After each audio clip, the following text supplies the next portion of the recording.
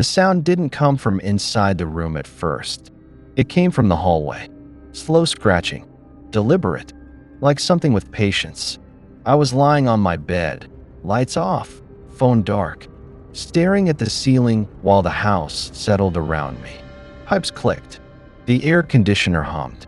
The familiar noises of a place I'd lived in for years. Then the scratching came again. Closer. From my bedroom door. I didn't move. Whatever it was outside didn't sound animal. There was intelligence in the rhythm. Long pauses. Careful drags. Like it was thinking. Testing. The handle turned slightly. Not enough to open the door. Enough to let me know it could. My heart pounded so hard it hurt. I held my breath, listening for footsteps. For weight shifting, for anything that would explain what was standing there. Nothing. Just quiet. Then something else happened. The scratching stopped. And I heard breathing. Inside the room. Behind me. Slow. Deep. Unhurried. I felt it before I heard it properly. A pressure in the air. Like the room had become smaller without moving. The smell changed. Faint. Old. Like dust and iron.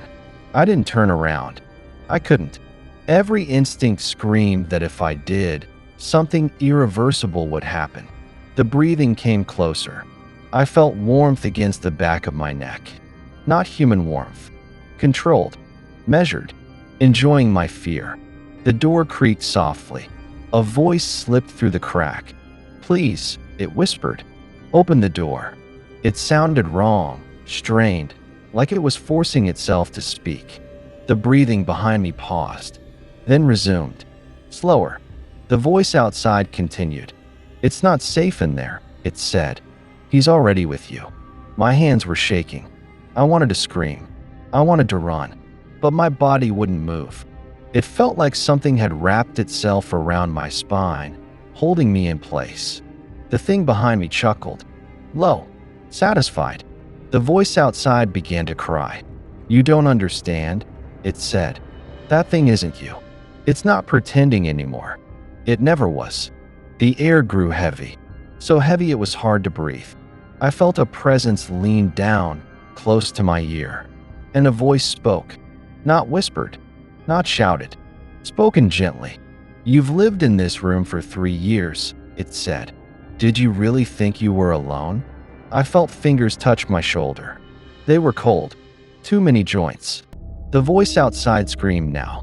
"Don't listen to it." The thing behind me laughed again. A deep, ancient sound that didn't belong to any throat meant for speech. "It likes to think it's saving you," it said. "That's adorable."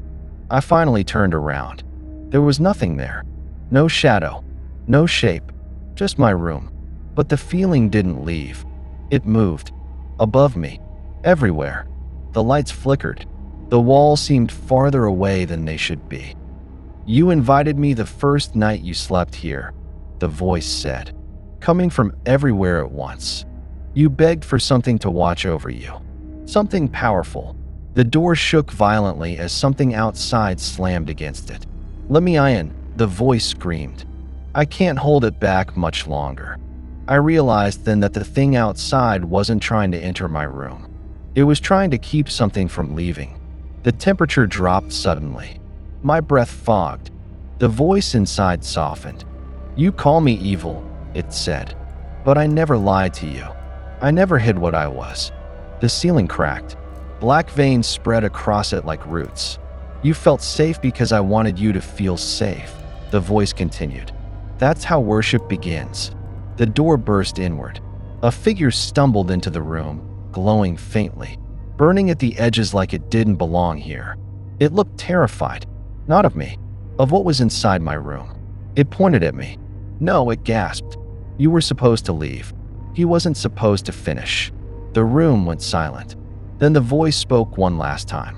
"You were never my victim," it said. "You were my door."